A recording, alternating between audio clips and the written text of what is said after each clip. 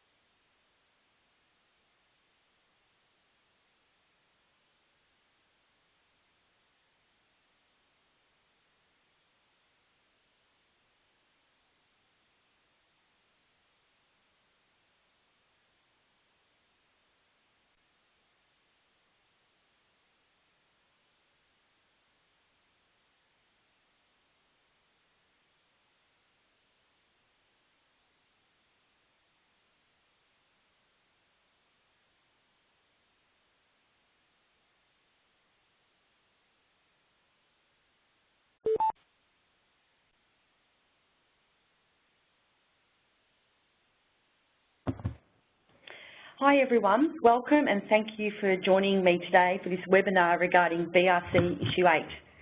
I'd like to introduce myself. My name is Mary Portelli and I am the Global Scheme Manager for BSI of various food schemes, particularly BRC.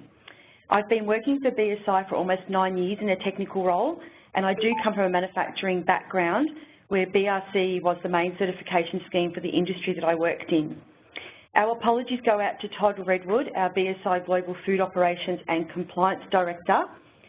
He is unable to attend today due to some urgent travel. Questions can be answered at the end, so please feel free to use the chat function on your screen. This webinar is being recorded and a copy will be made available afterwards. I'm now going to discuss the main changes to BRC Issue 8 and what they mean in practice.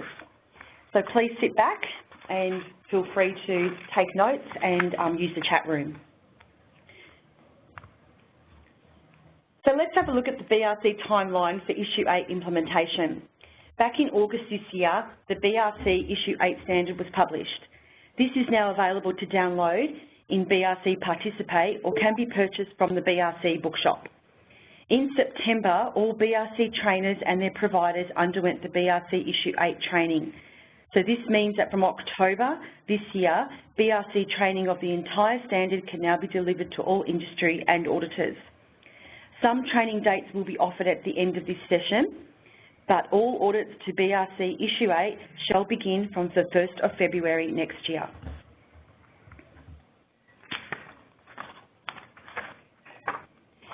Let's have a look at the BRC changes in a nutshell. The key change is the introduction of a new food safety culture approach. This is the first section concerning management and its commitment, with requirements on the setting up of a strategy for the development and improvement of a corporate culture in food safety. For example, the internal communication system that is used internally can be used as feedback to the management team. The other key change from BRC was the need to review some of the terminology used in the HACCP system. In order to comply with various international legislation such as FSMA, there have been some changes to the words used, which you'll notice particularly in Section 2. There has been a review of the requirements on food defence, particularly with all the industry issues that have been occurring lately, with a focus on the analysis of internal and external risks, such as threats. There is also a more stringent approach for controlling subcontracted activities and processes, such as the obligation for GFSI recognised certification for those subcontractors. There is much more information and requirements on the monitoring of the production environment for risk products, where I'll go into more detail later, but this does include further sampling, frequency, methods, and the aims of analysis that are carried out on pathogens and alterations. Pet food has also been introduced into the scope of the BRC standard, and there is now a new section, number 8, for the grouping of all the current requirements for high risk and high care zones. Although in principle, the high risk and high care zones remain the same and unchanged. The current voluntary module on traded goods has now become a full part of the BRC Food Standard Issue 8, and that is the new section number 9. There is also the disappearance of option 2 for an unannounced audit, which means that there will only be 2 options with no obligation. You can choose either an announced or totally unannounced audit. So there are a few changes that are occurring in a summary, but I'll now go into more detail. So Section 1.1.2 refers to the food safety culture, which was previously a bolt-on on the additional voluntary modules. It still is an additional module, although now it is being built in as part of the audit to gently inject that type of thinking. And there could be a possibility that this could creep in a bigger way in Issue 9.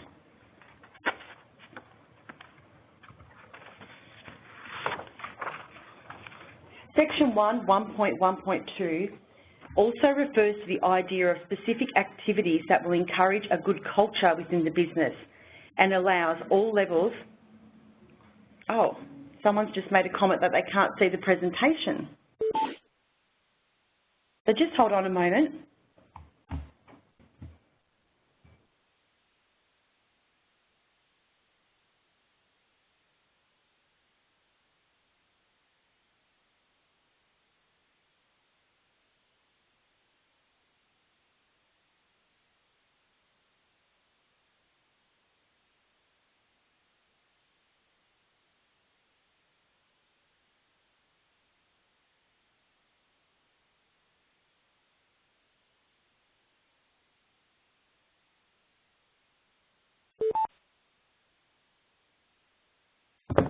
Sorry, it seems that we have everything working in order here to view the screen, so please make sure that you've dialed into both the telephone call and to the webinar on your screen so you can view full access. Thank you. So I'll continue with Section 1.1.2, which refers to the idea of specific activities that will encourage a good culture within the business and allow all levels of the staff to be involved. An action plan, a review of completed activities, what they say they will do, what they will check and what they will plan. Ideally, the company will have such a good culture that it will always be audit ready. That is the key for this section here.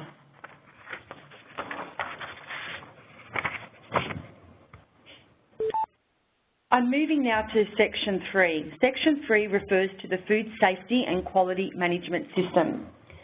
Section 3.2 is for document control and 3.3 is for record maintenance, which requires that electronic documents are used and make specific references to cyber and information security. Please take note of that because that is a key new addition to the standard. 3.4 is for food safety and quality management audits.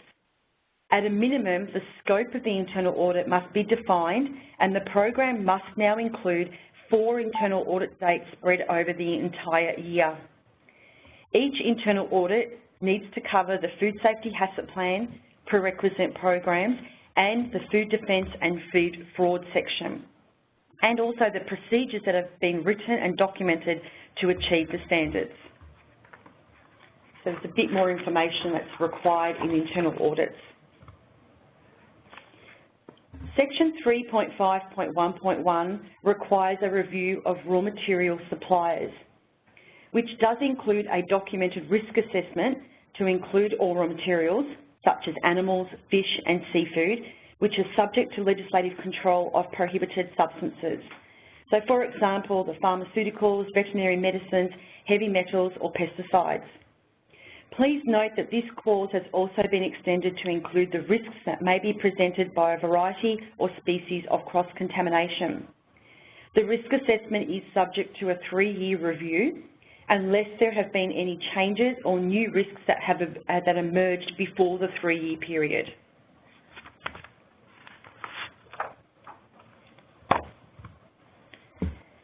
Section 3.5.1.2 requires a review of packaging suppliers. A supplier approval that is risk-based and more prescriptive. It must be based on a valid certification to the relevant BRC standard or benchmark GFSI schemed. So we must have that for your packaging suppliers. Or it can be that you as a business carry out a second or third party audit that demonstrates audit to competency, audit scope, and availability of an audit report on site. Questionnaires are still required for low-risk packaging suppliers, but these must be validated and reviewed by a competent person.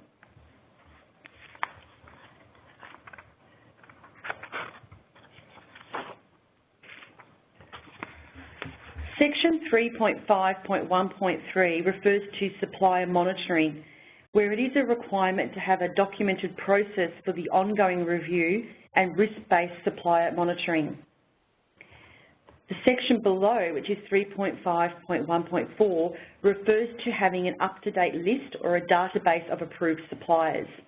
This may be on paper in a hard copy format, or it may be controlled on an electronic system.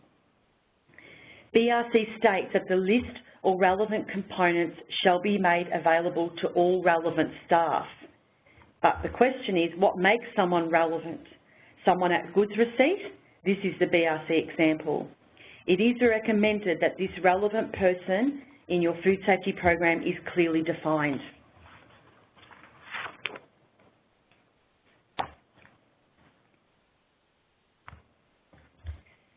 .3.1 refers to the management of suppliers of services. This is an existing clause that has been extended to include off-site packing and food safety consultants, including a risk-based approach for approval and monitoring. The management of subcontracted outsourced processing is in section 3.5.4, and this refers to the effective management of product safety and quality risks, including an effective traceability system and a risk assessment of inspection and testing.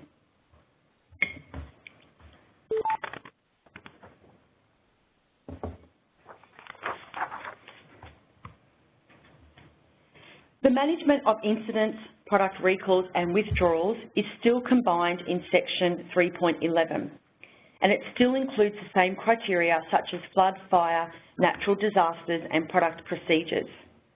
The new requirement in this section is the need to include any failures or attacks against digital cyber security. So it seems to be quite a big emphasis on this area that BRC Issue 8 has included. I shall now refer to section 4, which is the site standards. This section has now rolled both the site security and food defence into one. There is a need to document a risk assessment, and it must include internal and external threats, the potential for deliberate contamination or damage. It must be done as an annual review, and controls must be monitored and recorded. So, for example, tamper-proofing and the access for people that may cause a significant risk. The same process flow diagram that was used in clause 2.5 can be used for this section as well.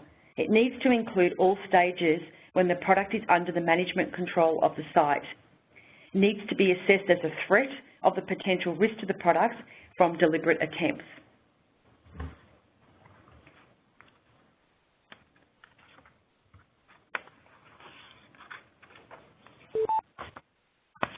Section 4, other site requirements, are still included as building fabric. This includes a specific need now for elevated walkways where they may present a product risk. They must be easily maintained, cleaned and prevent contamination. 4.5.1 refers to utilities such as water, ice, air and other gases. There is an additional requirement now around water, which has been extended to include ice and steam that may be used as a raw material for food preparation, hand washing, cleaning or any other process. 4.8 is staff facilities, and there is also a new requirement in this section against 4.8.10 where you need to include the vending machines in any on-site catering facilities.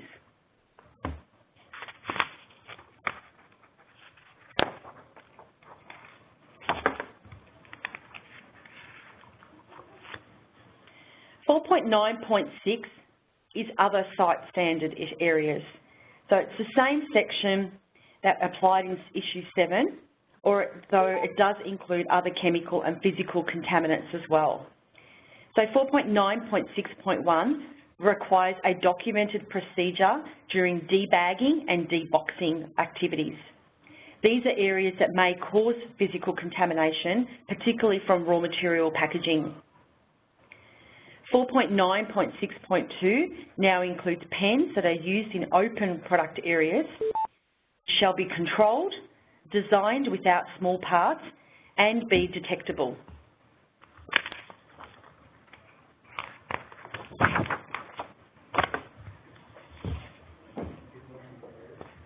Section 4.10.3.4 is the requirement for a metal detector and or an X-ray device.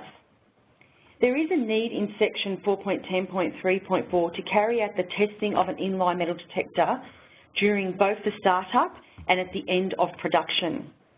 Also, where possible, the test piece must be inserted into a sample pack of the food. So not just on the belt, but also into the sample of food.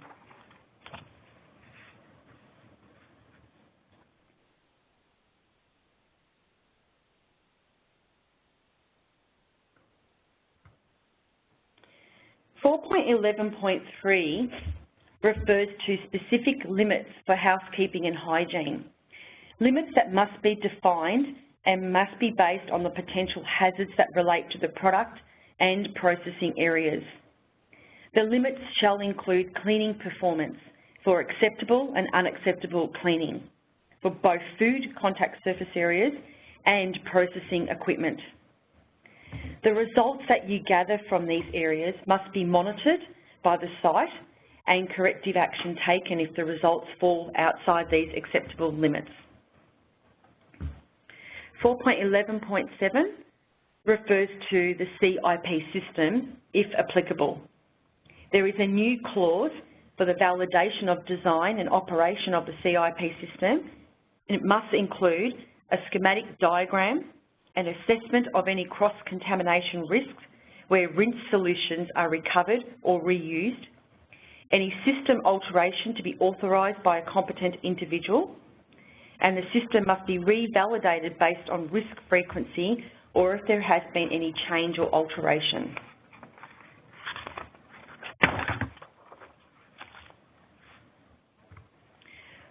I will now go through a section on environmental monitoring because this is a new section within BRC Issue 8. A lot of clients and sites are already doing these, but these are the practices that BRC now require. They require the overall effectiveness of the sanitary design, personnel and operational methods. The site needs to gather specific source and concentration for specific indicator organisms, spoilage organisms and pathogens, including the appropriate corrective action if there is a potential outbreak.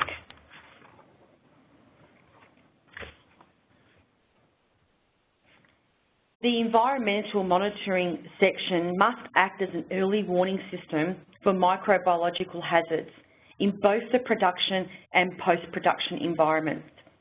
It needs to be developed well, and if it is effectively implemented, it will become an integral component of your prerequisite program. The environmental plan is designed to identify any harbourage niches in the plant's hotspots and identify those areas that may act as a source or a reservoir for contamination. The environmental plan will also assist in validating the sanitation program and determining the ongoing cleaning frequency and sanitation required.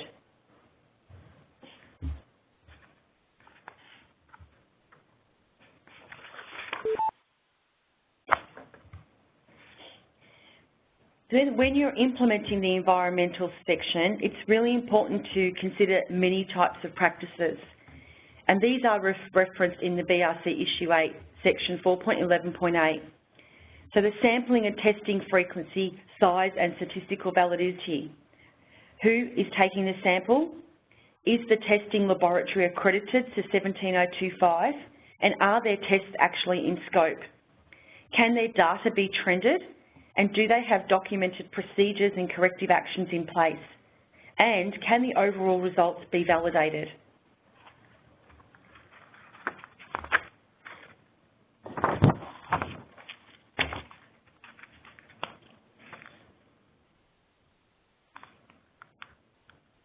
I'll now move to pest control, which is section 4.14.7.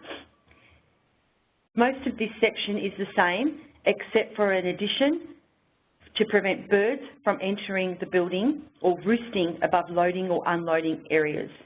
This is a very common issue at many sites and it can be difficult to control. But BRC have now included this section in their standards.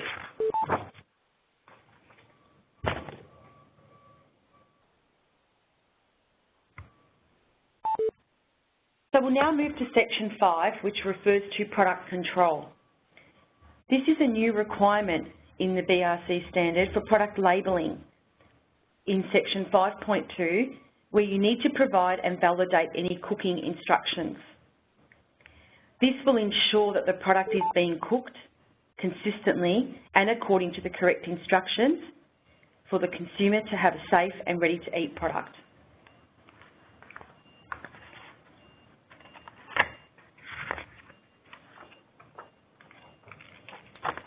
In section 5, there is also some additional requirements for allergen control.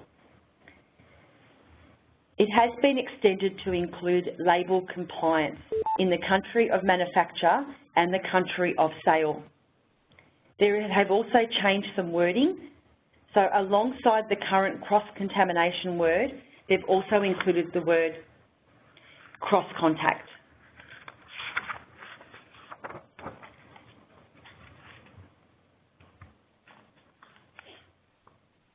5.5.3 under product control is product packaging.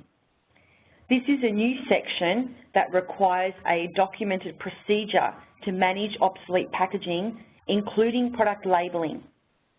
The procedure needs to include the mechanisms to prevent any accidental usage, the timely disposal of obsolete packaging, and the disposal of obsolete printed materials. You'll find that this is already a common practice in some retailer standards. The BRC have now also included this.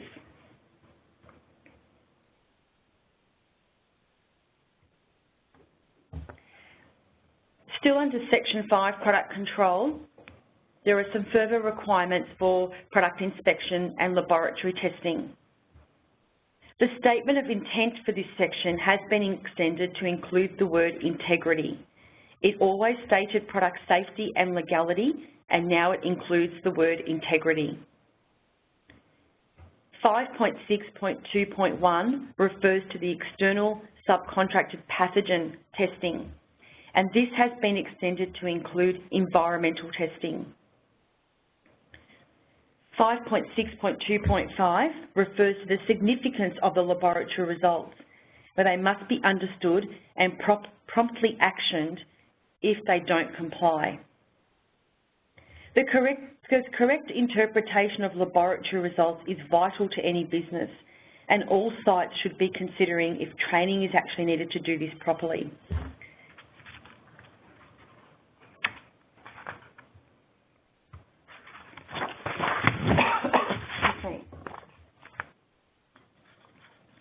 We shall now move to a new section under product control, which is section 5.8 for pet food. This new part has been included as it provides compliance with the GFSI requirement to include pet food, but does not include animal feed. There are only 3 key points in this section, and they relate to the pet food being formulated for the intended use. So is it a complete diet or a complementary product? The other point is to have a procedure to manage the use of ingredients, raw materials, products or rework that may be harmful to unintended recipients, and the management of medicinal products.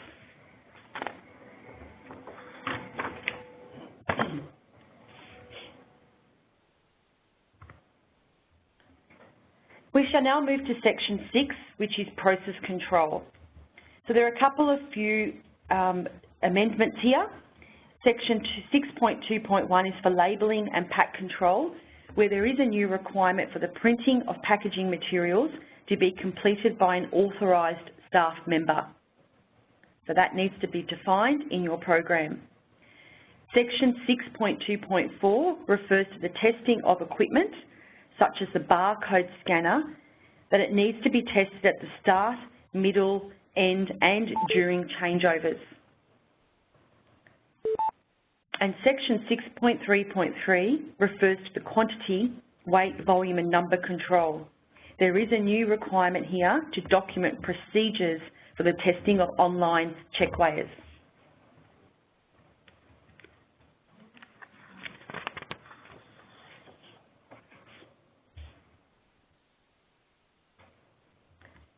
Section 7 refers to personnel within the site. The first section, 7.1.5, now requires that a copy of the course material that was used for any internal training course to be made available. So this document must be supported by work instructions or procedures that have been used in the training session. 7.2.1 also refers to documenting and communicating personal hygiene. It also now permits the wearing of medical alert jewellery, which you can see in the diagram there as an example.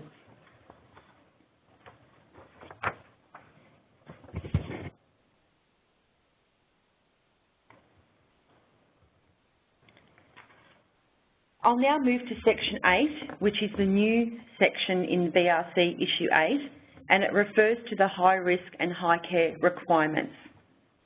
It is a new part of the standard, but it has only been spread out from Issue 8 into one section.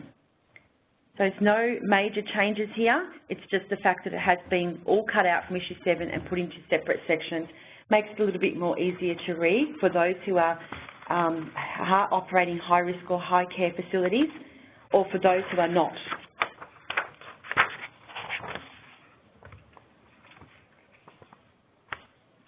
Where a site does produce high risk, high care and or ambient high care, they need to refer to Appendix 2 in the standard, and that is to determine the production risk zones. There has been no change to the risk zone or the decision tree, but the facility must have reference to the decision tree and the risk zone in their program to identify what risk they actually fall under. It is also important to note that all sections from 1 to 7 of the standard must also be met in addition to the requirements of Section 8.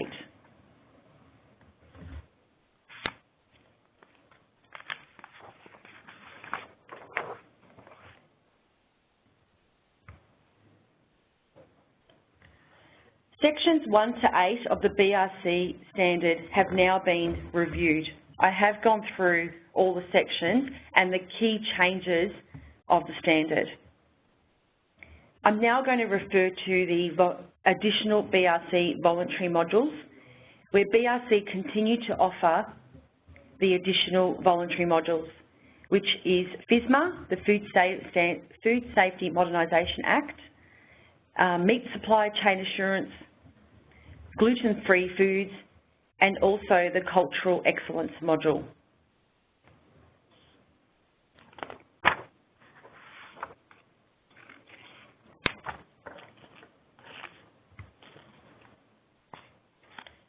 The Traded Goods module is now included in Issue 8 as Section 9. So this module applies to sites that purchase and sell food products, store them at your facility, but do not manufacture, further process or pack the products at the site being audited. This is the definition of traded goods. Oh, sorry. Oops, I've lost the slide. Oh, definition of gluten traded goods. So please note that all relevant parts of the standard must also be met, and the key changes include the manufacture of products must be based on risk.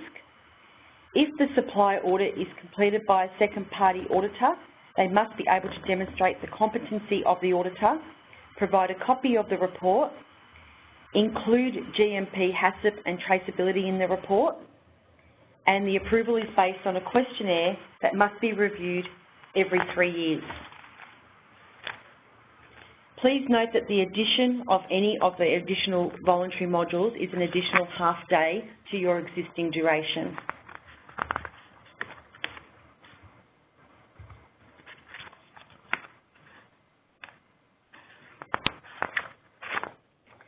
The FSMA module has not changed. It still applies to any site that produces product and exports it to the USA. It does provide additional assurance to customers in the US that the product complies with their regulatory requirements. Again, the addition of the FSMA module is an additional half day.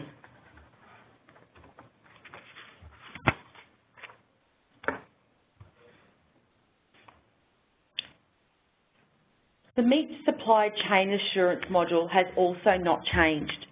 This still applies to any manufacturing facility that uses red meat, poultry, game or offal for the production of meat or meat preparation. It does not include fish or shellfish.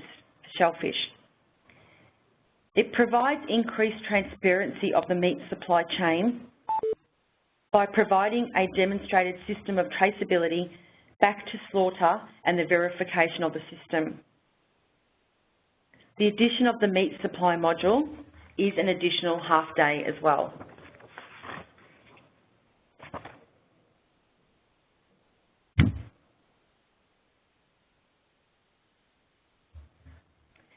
So there have been some other changes to the BRC protocol, where the audits are now fully announced or unannounced.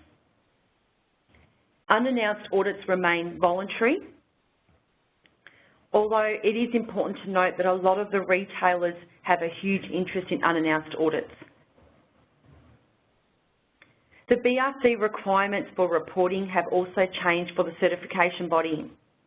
The certification body is also now required to submit an interim report to BRC 10 days after the last day of the audit.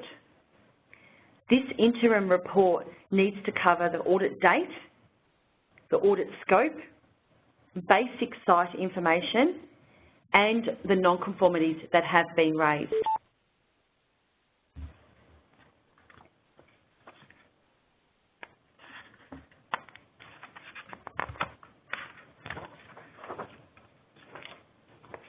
For further information in BRC Issue 8, BSI is providing some training courses.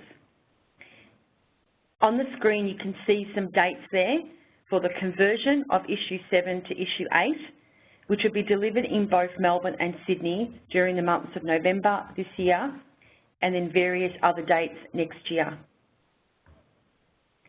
These courses can be registered via our BSI website, and we do also have the opportunity for any facility to have BRC third-party auditor course for your individual or for a facility. If you're interested in that, there is a website, an email address, which is training.aus@bsigroup.com if you are interested.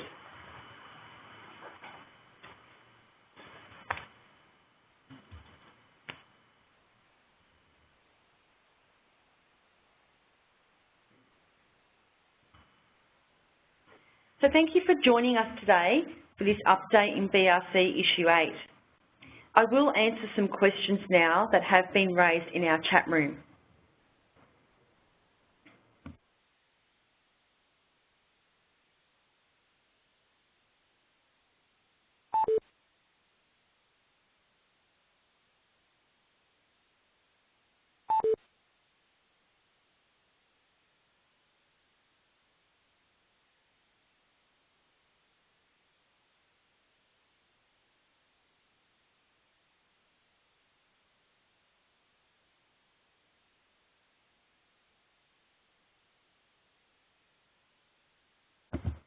So one of the questions I have here is if a facility does their own audit of a packaging supplier, does this satisfy the requirement 3.5.1.2? And yes, it does. It does satisfy the requirement, although as I mentioned earlier, they do need to have a copy of the report available, and you do need to define your auditor competency, whoever does that audit.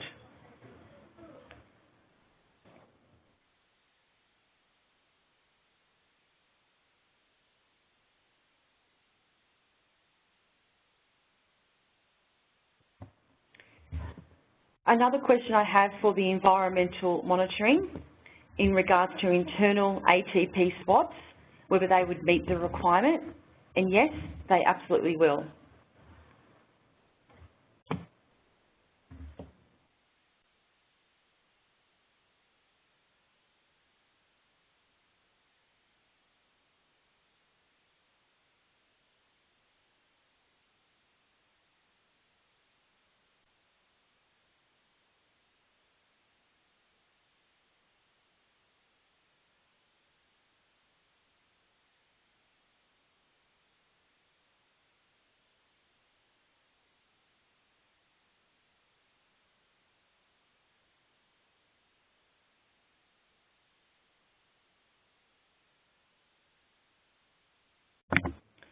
I also have a further question regarding medicinal products, and I'm assuming that referred to the pet food standard. Doesn't refer to personal medications. It is purely for the animals, any medicinal products that they may be used.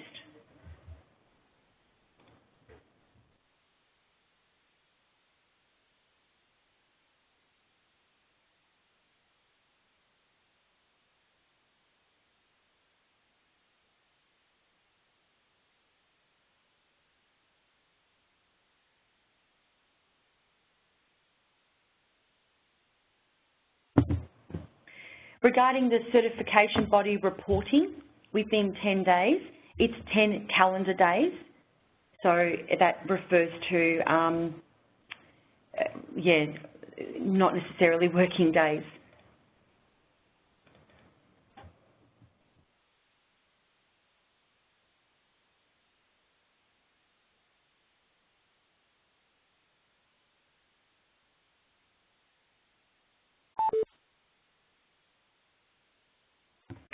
I have been asked to touch base on the internal audit requirements again. So sorry, I'll just, whoops.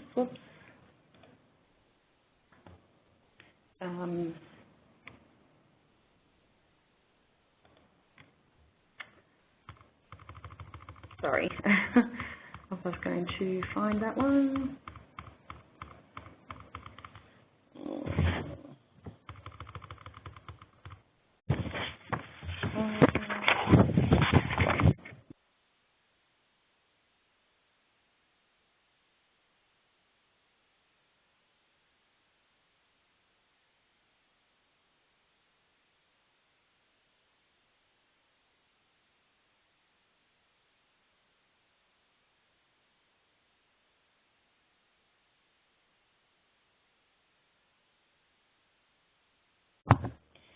So regarding the internal audits, so the internal audits must be defined, and the program needs to include 4 internal dates spread over the entire year.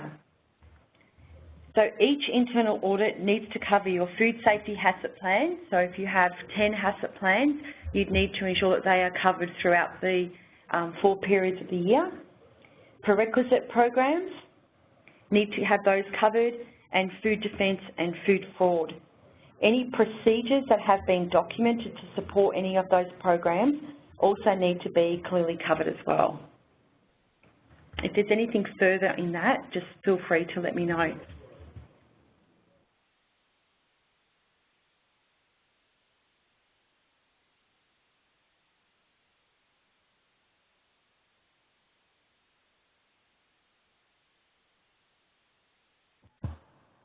I have a question regarding the fresh produce guidelines versus the full standard. The guidelines are purely a guideline, and they are a guide to help you implement the standard. But the guideline is not audited. What is audited is the standard. So the auditor cannot raise non-conformances against the guideline. That's purely for your information as to how to implement a section of the standard. So you must download both the guideline to help you, but the standard is what you will be audited against. I hope that helps. Let me know if you need more information.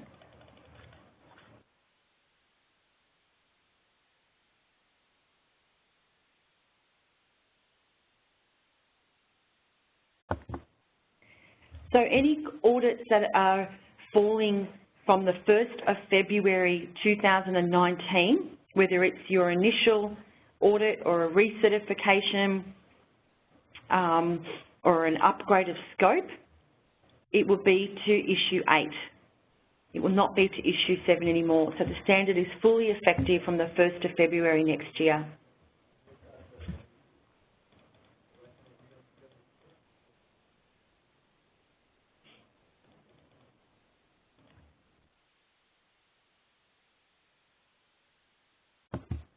Regarding metal detectors, no, they're not compulsory, as long as you have a documented risk assessment as to how you control the product for metal.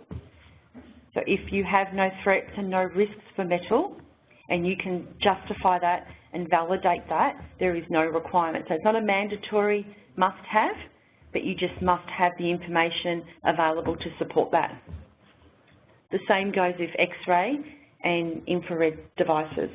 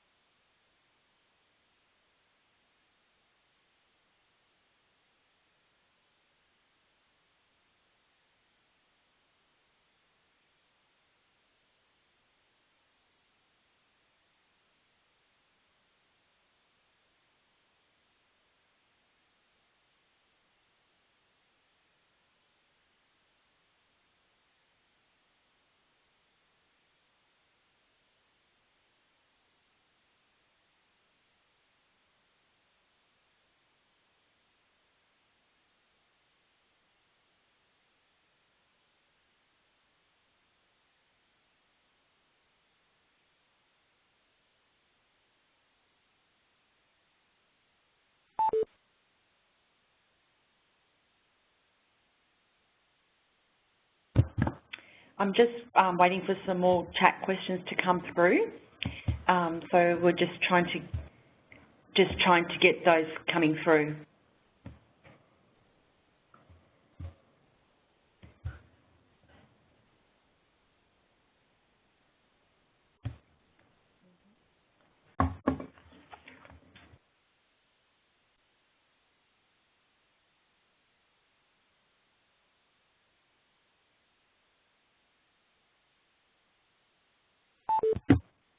I have been asked to go through one of the voluntary modules again, and I will refer to the gluten-free module in particular.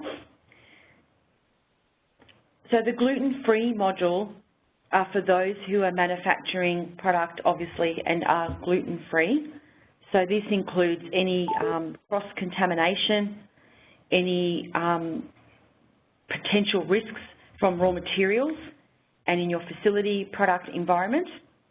And if you feel that you satisfy that requirement, you can be audited to the additional module, which is the AOECS gluten-free foods module. The module is used for sites who currently use the cross-grain logo or wish to use that logo, and it does enable the site to meet the audit requirements for the Association of European Celiac Societies. It is an additional half-day audit, and I must say that we have quite a few clients being audited to this module. So if you're interested, please feel free to contact me and I can give you some guidance on the guidance document on that particular module.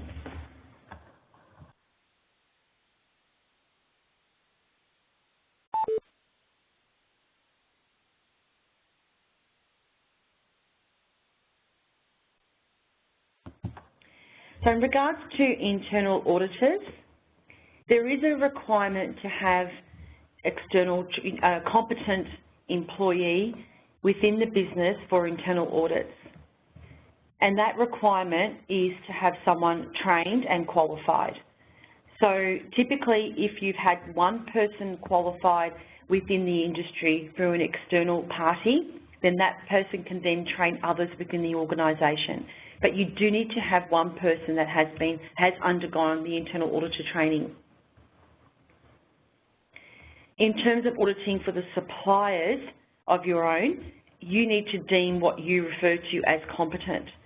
So if that internal auditor, qualified person, has trained your others, then they would be deemed competent for your business.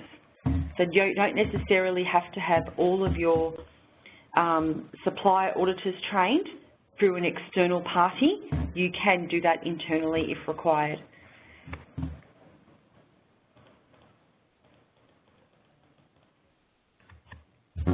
In regards to Section 7, personal hygiene, the BRC standard doesn't refer to wearing religious jewellery.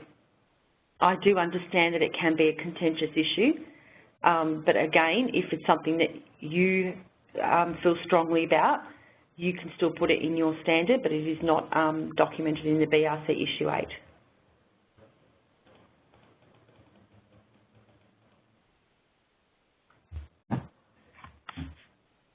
I've received a question here regarding historical evidence of substitution or adulteration, and there are quite a few websites available in terms of where you can source information of threats and risks to raw materials or adulteration. They are available on Google, and we do have the food fraud and the TACCIP and BACCIP courses that BSI offer that go into further detail and give you the resources that you can use. So if you are interested in attending one of those courses and getting more information, please feel free to contact one of our training team for that.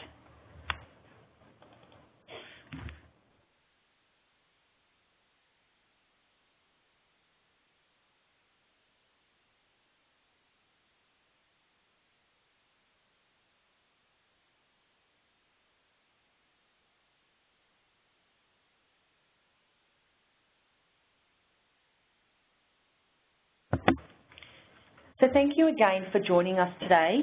If you do have any further questions after the webinar, please feel free to contact BSI or myself. The Issue 8 standard is going to be audited next year from February the 1st, so there is an opportunity to undergo further training, and the webinar will be provided to you afterwards, the recording of the webinar. So take care everyone and have a wonderful day. Thank you for your time.